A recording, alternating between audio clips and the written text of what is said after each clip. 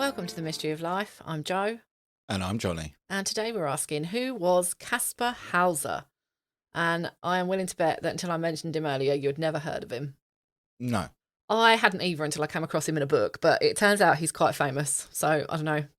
Maybe this is a story I'm retelling, but I thought it was fascinating. It's kind of an interesting historical mystery.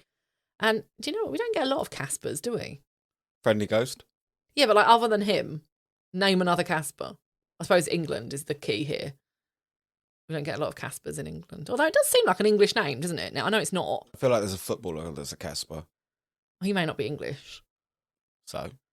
I'm just saying, like, if he's come from another country. I don't know. Anyway, this is not what the story's about. Right, so we are in Nuremberg in Germany in 1828. It's May the 26th, and apparently it's quite quiet out because it was the day after Pentecost, a Christian holiday. And George Wickman, a shoemaker. Yeah, that's something else we don't get a lot of anymore. Or cobblers. Yeah, like shoemakers. Like, I think I'd have made a great candlestick maker. You know, the classic kind of jobs. Although I suppose in 1821 I would have been indoors with the kids. So anyway, so George is, he sees a teenager out in the street. It's quite quiet, so it's kind of obvious. And he says he was dressed in peasant clothing and the boy was staggering. He appeared either drunk and or unwell. So George goes over to the boy and the boy gives George a sealed envelope which read, "To the Honourable Captain of the Cavalry of the 4th Squadron of the 6th Regiment of the Light Cavalry in Nuremberg."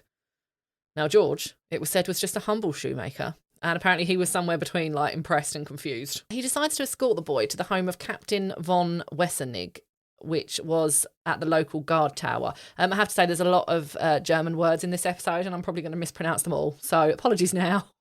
We are where we are. When they got there, the captain was out, but the servants said that they could wait and offered George and the boy food.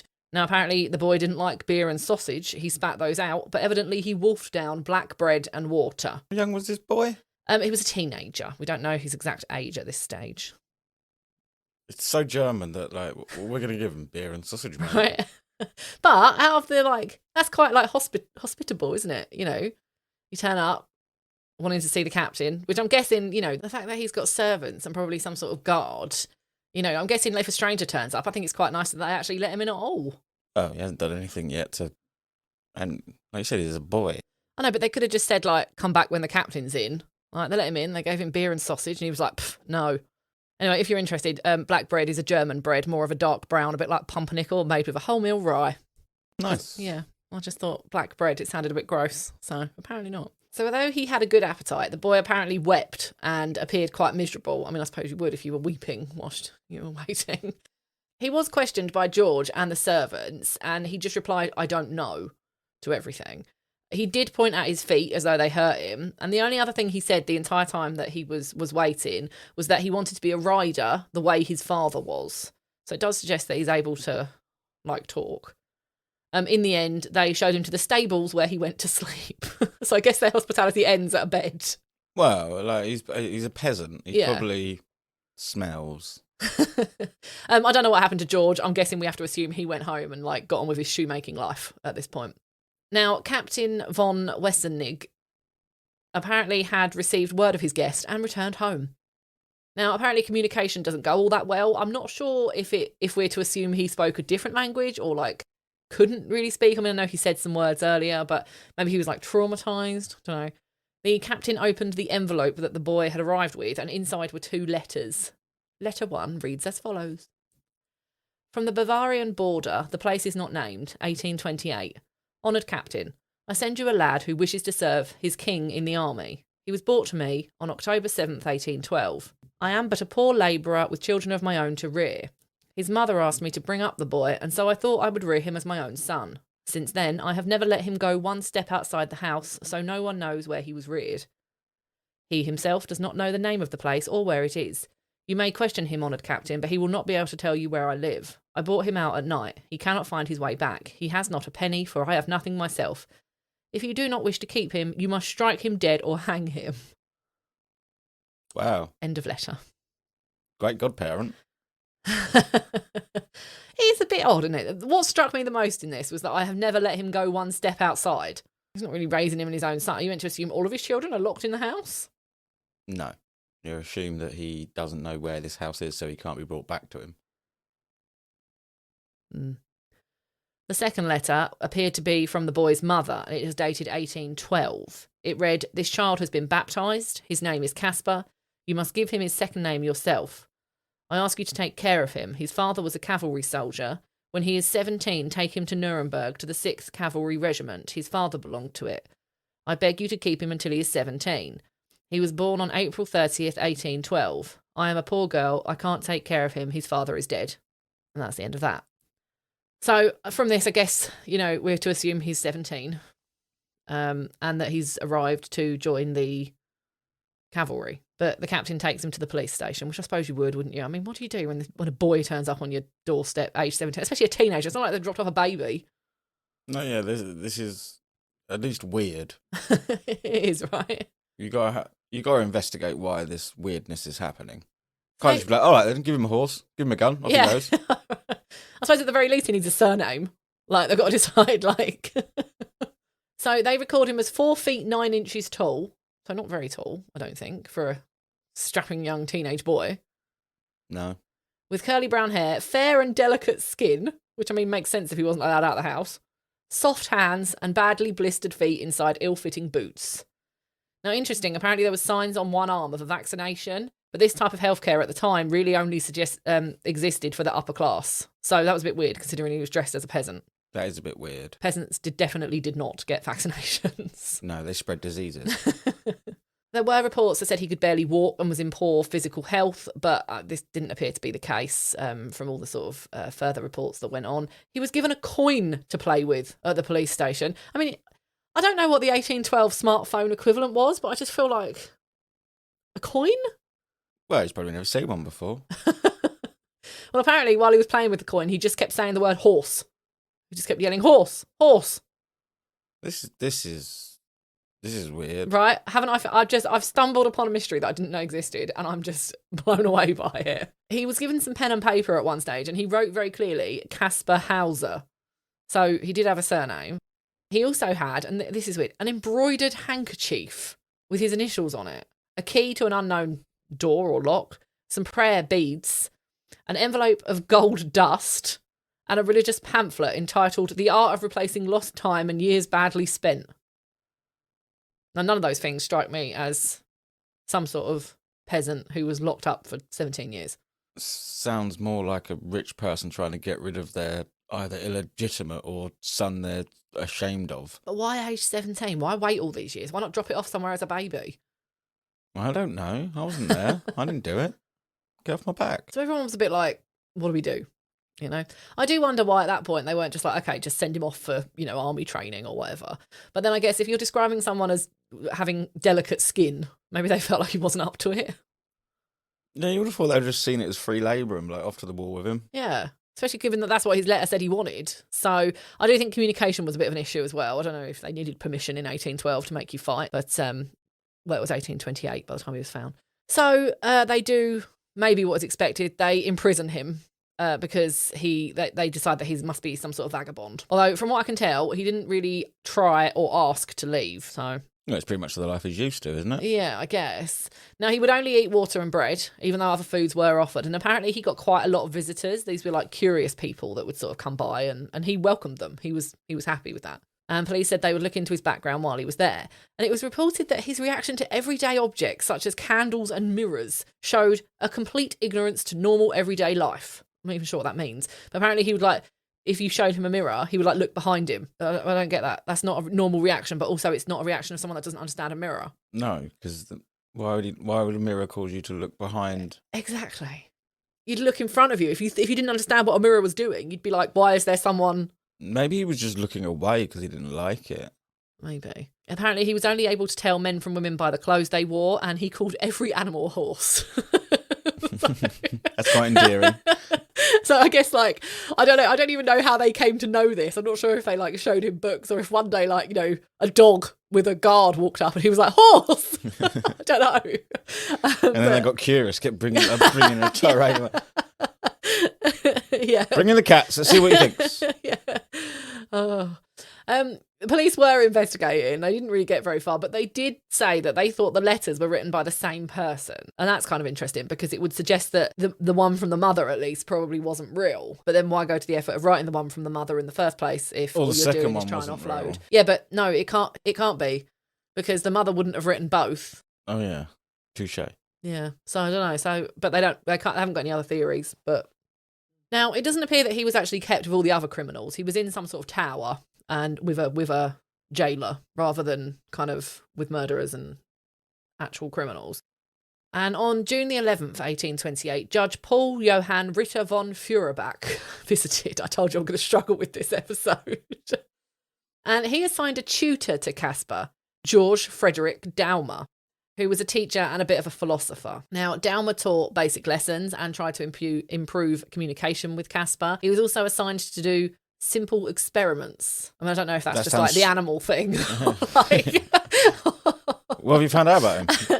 Doesn't know what an animal is. Apparently, he doesn't know what a horse is either. Because... No. He's right, but not because he's right. Yes, that is a horse, but you also said that about the tortoise. Yeah. So I don't know. Apparently, one of these experiments showed that he was very sensitive to magnets. And I don't know how you discover this, but when Daumer held the north pole of a magnet towards him, Kaspar would like put his hands on his stomach like he was in pain, and he drew his waist in an outward direction, like towards the magnet, as if the magnet's pulling him towards it. But then when you showed him the south pole of a magnet, that had little to no effect. That should repel him at least. I mean, I just don't get that. You can't have a what reaction could to possibly be causing that. He's got a magnet. He swallowed a magnet. But no, that would, like the negative end would push him away then, because that implies he's negatively charged. I don't know. It's bizarre. Well, communication did improve, and he was said to speak German with a foreign accent, which they weren't able to identify. They weren't really sure where this accent came from. Apparently, he referred to himself often in the third person, and he was able to learn how to ride a horse quite masterfully, quite quickly. So, despite the fact that he thought every animal was called a horse, he was able to ride an actual horse quite well. I was going to say, it turns out it was a cow. Yeah. Apparently he was a bit sort of sensitive to a number of things in addition to the magnet. So loud noises would make him kind of convulse, and he was sensitive to strong odours, and we're talking like wine and cheese, and they made him sick, just the smell of it. If you've never smelt it and you've lived like inside, I imagine it could be quite a salt on the senses. Yeah, I mean, some cheese is very overpowering, isn't it? And I can't imagine that wine in 1828 was anything but strong. I don't like the smell of red wine. I wouldn't throw up, but...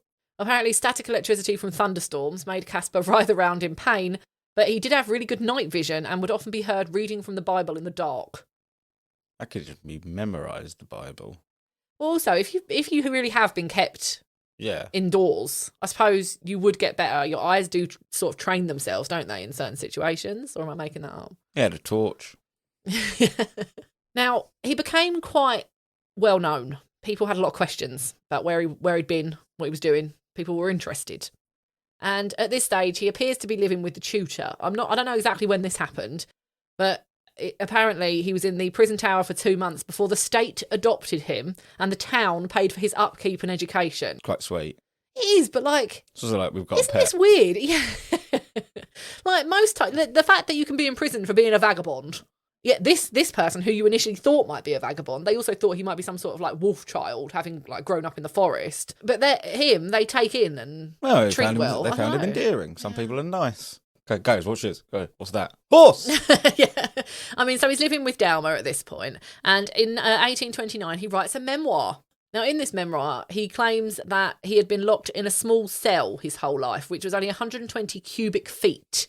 Apparently, he never saw sunlight and survived only on bread and water, which might explain why that's all he would eat. And apparently, sometimes he was drugged, and then people would come in and like trim his nails and do his hair while he was drugged, or at least he'd wake up and these things would be done. So, and he bases this on the fact that he tasted bitter water. Stop drinking the water, fucking idiot. Apparently, he had a couple of wooden toys and some red ribbon. Ooh. Yeah. But he would be struck if he was too noisy or misbehaved. The last thing he remembered was being drugged one night and then waking up abandoned outside of Nuremberg. This sort of makes sense based on the letter and the delicate skin and all the rest of it. What doesn't make sense is why in any of this, and like No. why you would let someone go, and then why would you drop him off at the captain's house? Like, I don't know. Now, a newspaper covered this story because, as I say, there's quite a lot of interest in Kaspar and what he's doing. And shortly afterwards, on October 17th, 1829, someone broke into Daumer's house and slashed Kaspar's forehead. Again, this story just keeps getting weirder. Yes, he had a cut just right across his forehead. That's weird. Like, why wouldn't you go for the throat or, I don't know, the heart, a lung? I don't know. It's weird. Who slashes a forehead? Yeah. I mean, yeah. This is trippy as fuck. Yeah. Just... I'll show him. I'll slash his forehead. There's like paintings of him and he's got like a scar on his forehead from this slashing. God, just cannot catch a break. No. When Daumer returned, he found Kaspar alive and mumbling as if he was still talking to his attacker. He was saying, "Why you kill me? I beg not to be locked up. You kill me before I understand what life is. You must tell me why you locked me up, not kill me." And various sentences like that. Now, later, once he started to recover, he said that he remembered a man in a black hat with a black silk scarf hiding his face, and that he recognised his voice as that of the man who had supposedly kept him locked up all these years. The man had told him that he must die before he leaves Nuremberg. Now, if he has to die, why didn't he just kill him in the first place? Why let him go with a letter and drop him off somewhere that might actually look after him? And then, yeah, this is very bizarre. What are your thoughts at this point?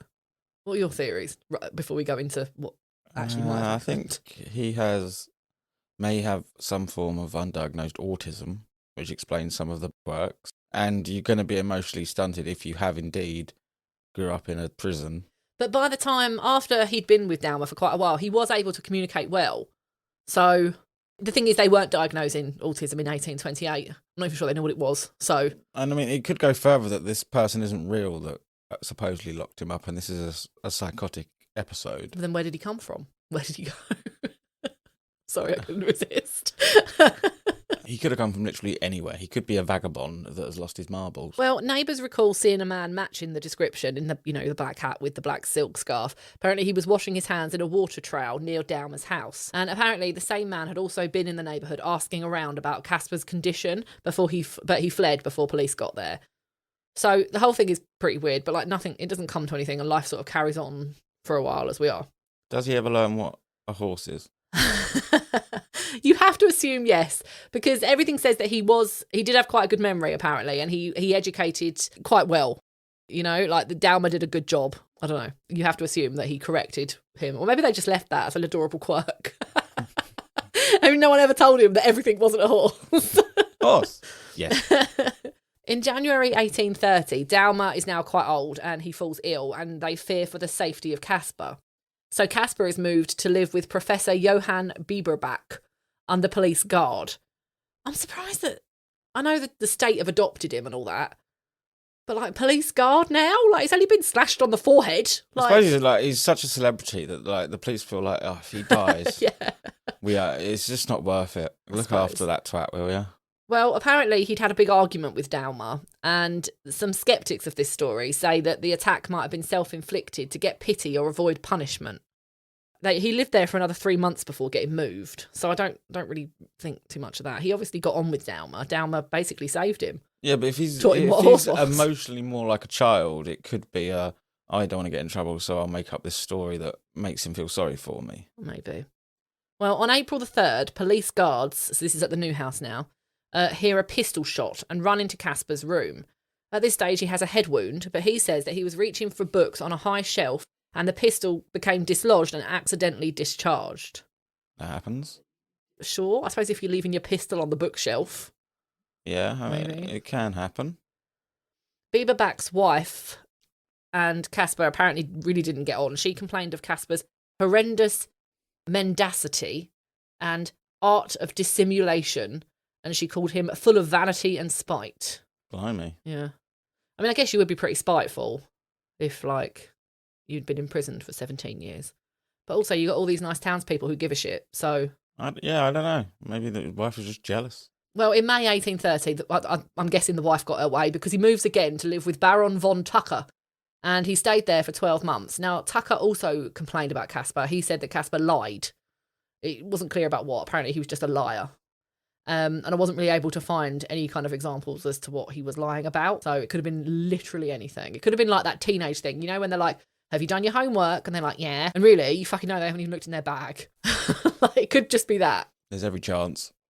Of course, it could be something far more serious as well. So now in May 1831, Caspar is visited by Philip Henry, who is Lord Stanhope, and he is a British aristocrat. I had to work really hard not to say aristocrat. Now, Lord Stanhope believed that Caspar was the hereditary Prince of Baden. Blimey. Yeah, so I'm now introducing royalty.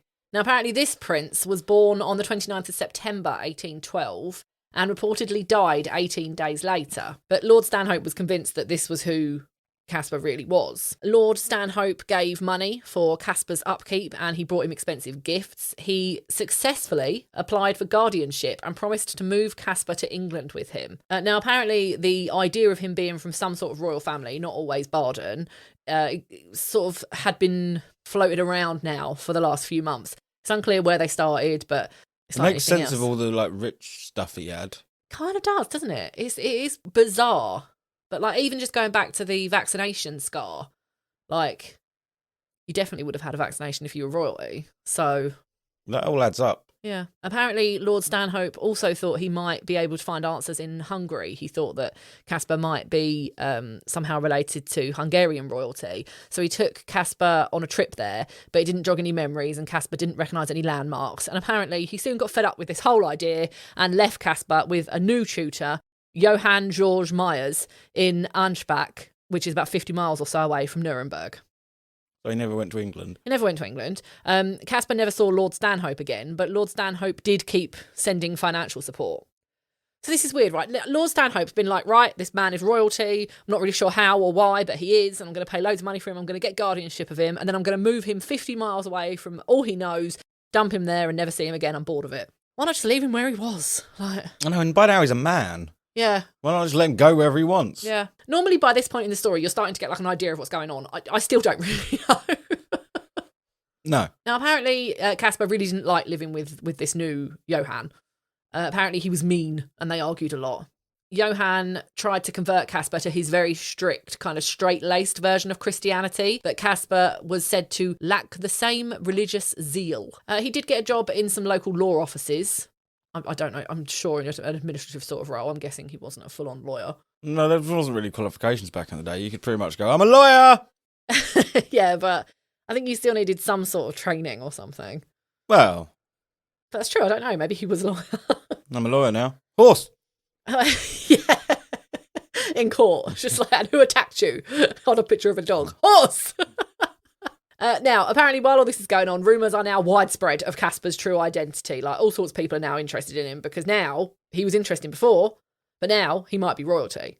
So you can imagine the kind of buzz around him, even though he's now 50 miles away, it's kind of spreading. It makes him more of a widespread celebrity in that area. Now, Judge Feuerbach resumes his investigation. You might remember he was the judge who first put Caspar under the kind of guardianship of his first tutor, Daumer. Yeah. So he's now interested again and he's looking into this. And apparently the leading theory was that he might have been switched at birth with the prince who died 18 days later. Judge Feuerbach soon came to believe that Caspar was the true heir of the Duke of Baden.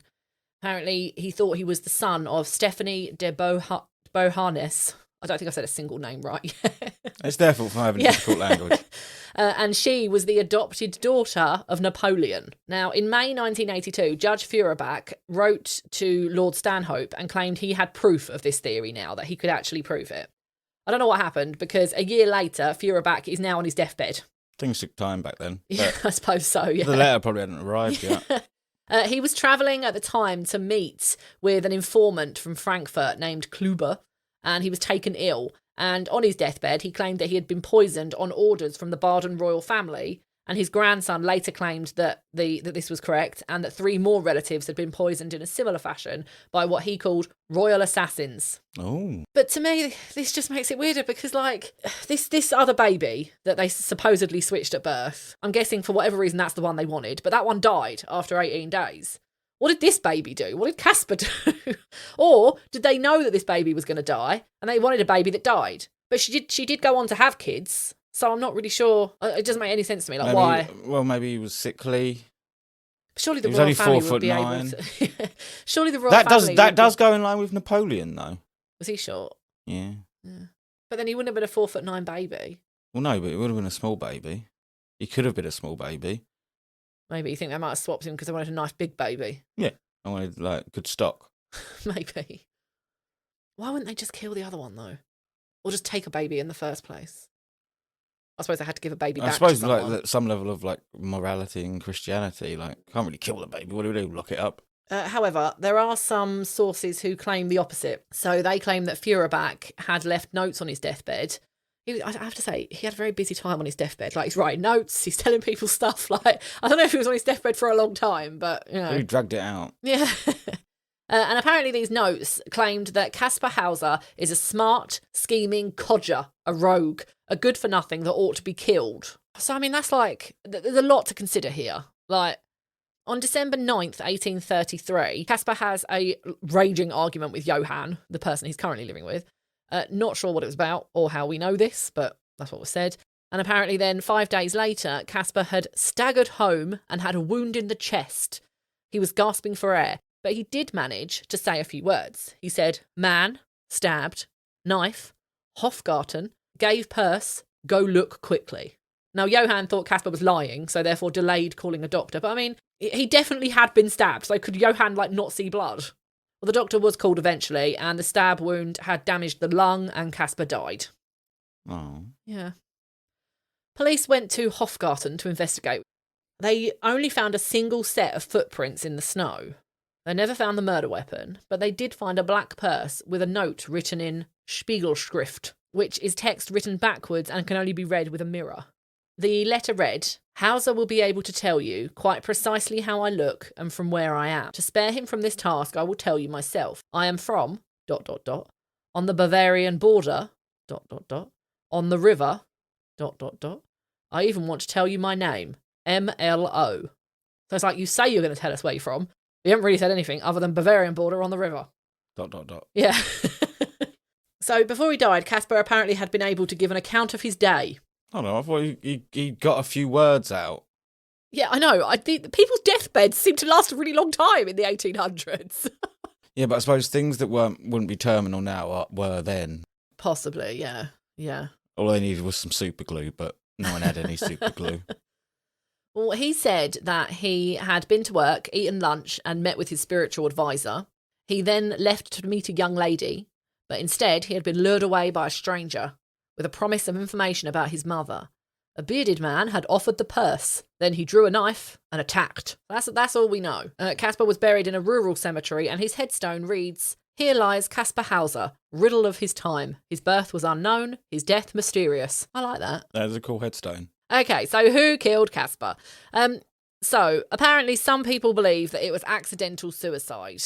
Kaspar was really unhappy with Johann, and the public interest in him had sort of stalled a little bit since Lord Stanhope gave up hope. Some people thought that he might have stabbed himself to garner some attention, and that maybe then Stanhope would finally take him to live in England, but he'd actually made a mistake and stabbed, like, too far, or he thought that Johann would call a doctor quicker than he did, so accidental suicide. Apparently there were spelling errors in the backwards note that apparently were common mistakes made by Kaspar as well. I guess we're saying maybe Kaspar wrote the note? Well, yeah, I think there's either two possibilities here. There's either a long, embroiled web of lies and mystery involving the Duke of whatever. Baden. Or, and this is the way I'm leaning, Kaspar's a big fat liar. On his deathbed, apparently his last words... Horse. We're still going, no, he must have identified other animals. This is why I bring this up, because his last words were, many cats are the death of the mouse. So I guess at some point someone taught that's a him... bit more pointed than many horses are the death of the horse. Yeah. But even his last thing was like a riddle. Like, what does that mean? So yeah, I think he was a con man, and he was probably down on his luck. He may have come from some sort of royalty and fallen on hard times, or been kicked out, or left, or abandoned, or I think a lot of the things he did to himself, like the slash to the head. Yeah, because that is weird, isn't it? I think that's how he dealt with his problems in some way, and I think he liked the fame. You think that was like an 1828 version of self-harm? Yeah, and nothing tracks with, like, 1 minute he can speak, the next minute he can't. Well, no, he learnt to speak. Like, no, because at the beginning he says he wants to be in the cavalry, like his dad. dad. Yeah. I think just communication was poor at the beginning. You know, it was just like horse or like cavalry. Well, either way, I think I'm with the dead judge. I think he's a liar and a scoundrel. Well, the autopsy surgeon, now remember this is in 1828, said that he didn't believe the wound could have been self-inflicted as it was too large and too deep. Apparently, the post-mortem revealed signs of cerebral atrophy. An atrophy of tissue means loss of cells. So in the brain, this would be loss of neurons and connections between them. But it's not known how this might have actually affected Kaspar, if at all. But that does, I think, sort of perhaps go to something along the lines of what you were saying. I don't think that means autism, certainly not. But He had some sort he of... could have had some sort of brain injury or brain condition that in 1812 just would not have been diagnosed. No, and he could have just forgotten who he was and ended up That's where true. he ended up. Yeah. Boggles why no one looked for him, and he became quite famous, so if anyone knew him, they'd be able to go, that's not Kaspar, that's Dave. Yeah. Well, Lord Stanhope went on a little like European tour, basically telling anyone that would listen that Kaspar was a fraud. But I have to wonder why he spent so much time and money supporting Kaspar and then spent loads of time and money making sure that people who didn't even really care at this point, knew that Kaspar might have been a fraud. I think he saw Kaspar as an investment. I think that he thought if he was like a royal, if he got him back to his rightful place, he'd be rewarded as such. Yeah, I mean, he remained a bit of a mystery in the area, certainly. But more modern times, in 1996, editors of a German magazine apparently acquired a blood sample from clothing supposedly worn by Kaspar on the day he was stabbed. And teams at the University of Munich and forensic departments in Birmingham tested the DNA and were unable to find a match to samples obtained from the Baden royal family line. But then, in 2002, the University of Munster procured locks of Kaspar's hair and skin cells, which, I mean, we know that DNA has moved on a long way just from the 90s to now, much less from 1812 when it was just non-existent and not even thought of. So they had 6 different DNA samples. They tested those against the ones from 1996 and they weren't the same. So someone has got the wrong DNA. Yeah. But assuming that these ones are correct, they tested mitochondrial DNA, which can only be passed through the female line, barring any mutations. They tested this against the DNA of Astrid von Medinger, who was a known and proven descendant of Stephanie de Beauharnais, which would prove the Judge Feuerbach's original theory if it turns out to be an exact match. And it would have to be exact. Yeah. But it wasn't an exact match. It was 95%, which sounds A lot. but it's not in this type of DNA. 5% can sway it in a lot of ways. And this type of DNA that they're testing... It could have been a banana. Yeah, this type of DNA that they're testing, it has to be exact because it's not proving sort of like, you're not matching it up to say that you're the same person or who you are. You're proving to say that you're related to this line of females. Yeah. And according to this, he wasn't. Although they did say that they're not willing to rule it out as some sort of relationship because the match was high, but not high enough to say that he's part of that line. So he could have had royal blood, but... I think he may have been an aristocrat with some sort of link to a royal and either hurt himself and forgotten who he is and ended up a vagabond and twisted his way into this weird life. They also said that it was possible that generations, obviously we are talking like 100, nearly 200 years later, it was possible that bloodline had seen some sort of mutation. So yeah, but I think they're not willing to rule it out, but it doesn't look like he's related to this line. No, you can't rule it out because of those things, but it's very unlikely. I will say that the House of Baden never allowed and still won't allow testing on the remains of Stephanie or her child that's buried with her as her son, the one that died after 18 days. No, why would they? They've got nothing to lose in that situation. And ultimately, it's like, if it's nothing to do with them, I can understand why they're just like, leave us out of it, we want nothing to do with it. And if it is something to do with them, and then they were covering up this child, then obviously they're going to be like, fuck no. They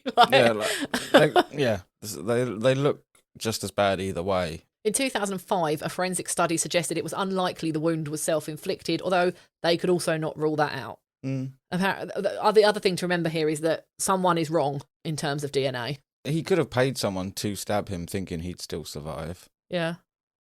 Or something along those lines, or he's really good at stabbing himself. Well, finally, in the 1970s, psychiatrist Carl Leonard said that it was astonishing that Kaspar was believed as much as he was. If he had indeed been kept in the conditions that he described, by the time he died, he still would have barely developed enough to beyond the condition of idiot. which was like the right thing to say in 1970s. That's a lot of lack of development. Yeah. So, and he did sort of elaborate on this, and he went on to say that it's not that he couldn't have been, reached a higher level, but he certainly wouldn't have, like 3 or 4 years later, wouldn't have been working in law offices. I kind of with him. It kind of makes sense. He'd barely be able to walk. He'd have no strength whatsoever. That is something that came up. If you remember at the beginning, a lot of people did say, apparently there were reports that he couldn't walk, but his tower, the one he was locked in, had 90 steps, which he went up and down daily. So he obviously could walk. Yeah, I'm with him on that. I don't think, given the story he was telling, I don't think he could develop as quickly as he would. Yeah, I agree. But this is weird, isn't it? It's not like one of these stories. Like, we often tell stories like who killed who, and like, this is less about who killed him and more about just who was he? Like, and why did he even get this much attention in the first place? And why did all these rumours start about royal families and stuff? Because that wasn't, I don't think that's normal. I don't know. It just... Well, these things escalate, don't they? So he got a bit of public favour, and and I think by doing things like cutting his own forehead and telling this weird story, it kind of lends to like the mystery of like, why are they trying to kill him? And then people's minds go in overtime and start telling stories and conspiracies. And I can see why he might have carried that on if once he realised he was getting a lot of attention. I get that. And obviously, who doesn't want to secretly find out that they're part of like a royal family and can go away and live in a castle? Especially in those days when it was like poor but all rich. But what I don't get is if you turn up, obviously you could be imprisoned for being a vagabond back then, which he kind of was at first. So there was a big risk because there was no guarantee that the state was going to adopt you. I can't imagine that was very common. No. I don't know. So what are we thinking here? This is the whole story, apart from the fact that there's a statue of him in the old city centre of Ansbach, which I think is really cute.